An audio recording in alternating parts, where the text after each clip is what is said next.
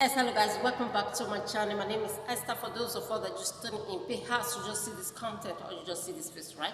I talk about relationship on my channel. Today we're going to be talking about phone etiquette.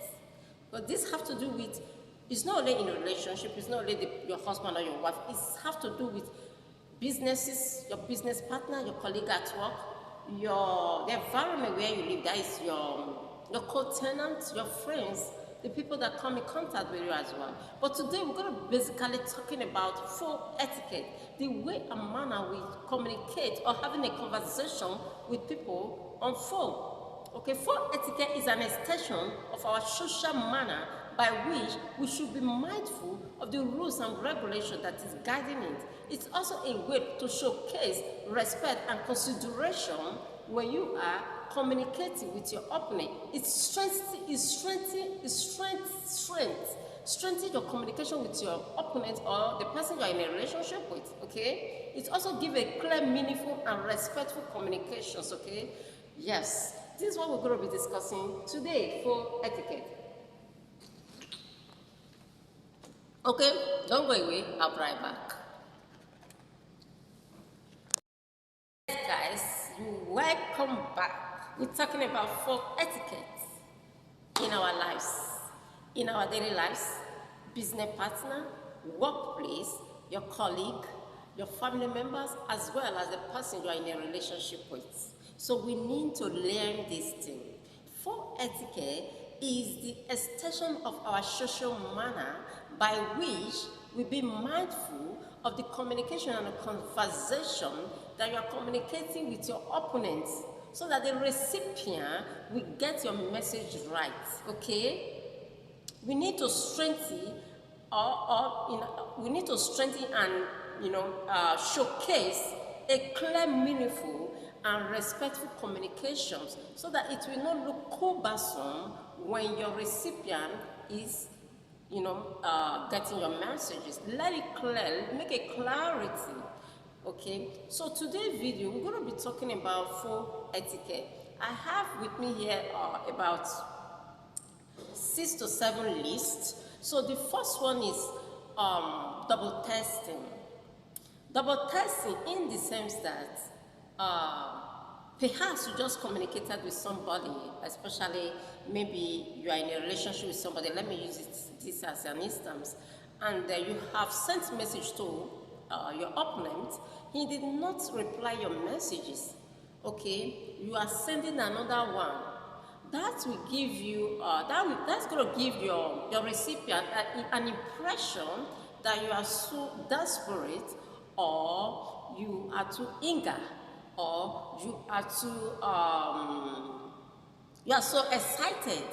That is an impatient. You must wait for your recipient or the person that you send that message to for him to reply your messages.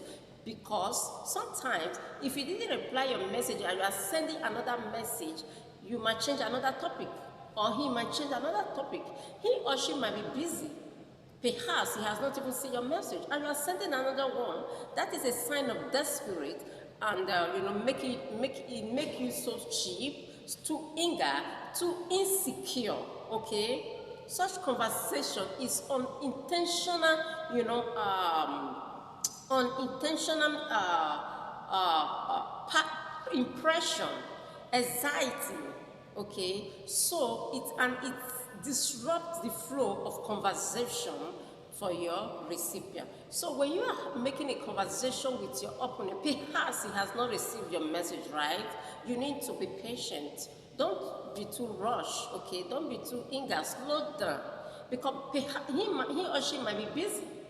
So when somebody received your message, you will know, because you will know that he have received. If he or she did not reply your messages, that means he or she might not be interested to communicate with you.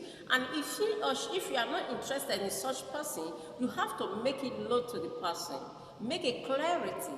Let him know that, oh, I don't think we are compatible, or I don't think we are going to match, so you have to look for somebody else rather than double testing messages to your opponent. Okay, don't be so cheap for the person you are in a relationship with. Okay, the other one is asking for nude pictures or video. Okay, you just started a communication, you just started a relationship with somebody, for instance. You are asking for your opponent to send nude pictures to you, especially this is very common among the men, asking lady to send their naked pictures, nude pictures to them. Sometimes that is very dangerous. That is very harmful. Because you don't know what the person wants to use your nude picture for. He might want to use your pictures or your video for his or her selfish interest. So that is unacceptable. Stop it if you have been doing that. Stop sending your nude pictures, your naked picture to somebody. If you want to make send such picture or video to somebody, there must be such relationship must have come to the level of maturity, as in both of you must have build that relationship to some extent. That is, both of you have make a mutual agreement that you're going to have a nude picture or send a nude picture to me. He or she must have a mutual agreement with you. Okay, not somebody you just see online, or especially online, or perhaps somebody you are even in a relationship with. It's not necessary, it's not advisable. That is a sign of sexual harassment in a relationship. I don't think that is acceptable. Okay, if you have been doing that, you have to stop it now. That is disrespectful as well. It's disrespectful, it's sexual harassment, and it will give your opponent an impression that you just want to take advantages of him or her. So stop it. That is asking for nude picture or video is unacceptable. That is sexual harassment, disrespectful. Okay, it's very dangerous. Okay, stop it. The other one is unsolicited video calls. Maybe you might be at work or in your business, or you might be walking on the road. You just saw a video call, and you are not in the mood to receive that video call at the moment. Okay, if you want to have a video call with your opponent or the person you're in a relationship with, okay, whoever it is, you have to make it known to your opponent that so time, so date, we're going to have a video call. So the person will get prepared, especially for those people that are living in the Western world. You quite understand that the Western world and Africa time is different. So now you might be sleeping over there and he is busy in Nigeria or whatever country he is in Africa, and you are making video call. So that is, to me, that is an insult. Because he might be working on the road, doing something on the computer, working at the office. You are calling him video, which he or she is not prepared for it. Okay?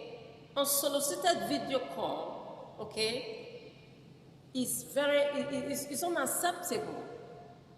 It can be invasive and disruptive to your listening or to your recipient. Okay, especially if he or she is not expecting it. Both of you must have a mutual agreement that you're going to have a video call. Okay, that is only when it is acceptable. All right. The other one is overuse of abbreviation. That have to do with emojis and memes. Emojis and memes. This actually flavor conversation. Sometimes it gives a flavor to conversation. Sometimes you think that it make it fast or quick, okay, especially when you are using emojis, okay. But now at the same time, it can make your recipient misunderstood your communication, especially if he or she is not conversant, if he's not conversant with abbreviation. Okay, it's very important for you to make a clarity when you are having abbreviation with your opponent or the recipient. Okay, sometimes it can make the chat hard for your recipient, or the person you are communicating with to understand or understood your message. So make it clarity. Don't make conversation difficult for your recipient to understand or understood. The other one is being culturally unaware. First of all of you may or may not be aware of this. Or sometimes for some reason, you understand that different culture, different entry group, different tradition, different custom, you must be sensitive with the person you are communicating with, especially if both of you does not have the same culture, the same tradition. You must be sensitive in that. Sometimes, because why? In some, especially let's assume in Africa, or let me use Nigeria as an example. Maybe different states, they have different culture, have different traditions. So, for example, when you are passing on the road, especially from an elderly man or woman, they felt that you have to kneel down or bend down and greet them. So if you didn't give them some present, if you didn't, exchange greeting to them in that way, especially when you are very young, they felt that you are not well trained, you don't have home train, or you disrespect them. So in the same way, when you are having a conversation with your opponent that you don't have the same entry group, you don't have the same culture and tradition, you must be sensitive of the language and the words that you're going to be using, so that your recipient or your opponent, this is very important when you are seeking for your partner in relationship or marriage, you have to be very careful so that it will not sound as an offensive to your partner or your recipient. Okay, you must learn his or her tradition. Be sensitive when you are dealing with people when you don't have the same, culture or tradition. Does that make sense to you? You need to caution yourself. Ask questions, because sometimes, let's assume when somebody is using which other example, which other scenario will I give now? Maybe somebody is using left hand to eat. You guys know that left hand, sometimes using left hand to do many things. There are some people that were born with such, that is natural. But to some people, it sounds as an offensive. So you must let your opponent be aware, this is how I was raised, this is how I was born with it. So that it will not sound as an offensive when you are using left hand to give him something else, whatever. Okay, does that make sense to you? So we should be sensitive, of custom, tradition, when you are dealing with somebody that you don't have the same culture. Okay. The other one is be overly sexually or making appropriate, joke. Yeah. Be over sexually making appropriate, jokes. Perhaps you are communicating with somebody, maybe on phone, even face to face, especially when you are talking on phone. You are saying something that is sexual harassment. Okay, making some funny joke. Sometimes you might not know what those terms, how your recipient or the person you are communicating with, how it will fit to him or her. To you, you might not sound so radical or so offensive. So that is why you have to be very careful. And if at all you want to make a sexual joke or whatever, you have to build up level of maturity, or let such relationship manifest to some extent. So both of you have known each other. You have known the person weak points, you know his or her character before you start making such expensive joke, so that it will not sound as an offensive to your recipient. Does that make sense to you? Especially if you are in a relationship with the person and both of you have not built up that level of trust, both of you have not understand each other to that much, okay? Yes, be careful when you are making some expensive joke. It must sound as a sign of disrespectful to your opponent. The other one is ghosting, yeah, ghosting. Ghosting in the sense that one disappearing from conversation.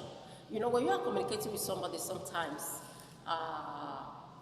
perhaps you are talking on phone especially, and you know that this person, you don't see him or her all the time. So it's true for that both of you can have a conversation. So immediately both of you are communicating, you just disappear without even telling your opponent, bye, I'm going to do something, I want to cook, I want to go to the shower, I want to go to mom to buy something, I want to go to the market or whatever. You just disappear, and the person have sent a message to you. Meanwhile, he or she is expecting for you to reply his or her message. Even when you are going to bed in the night, you have to create awareness to your opponent or your significant other that you are going to bed to sleep, rather than just disappear on a, when both of you are chatting. That is another sign of disrespectful as well. It doesn't really make sense, okay? You must make your opponent carry him along that, okay, I have something I want to do, rather than for you to just leave the person without proper, reply to his messages.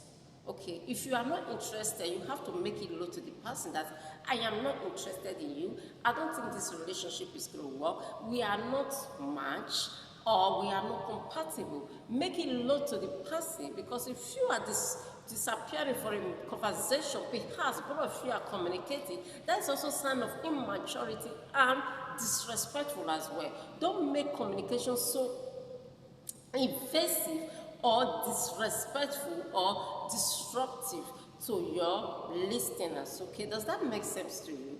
Yes, I've come to the end of today's segment. If you find this video helpful, don't forget to subscribe. Let me know your thoughts on this episode.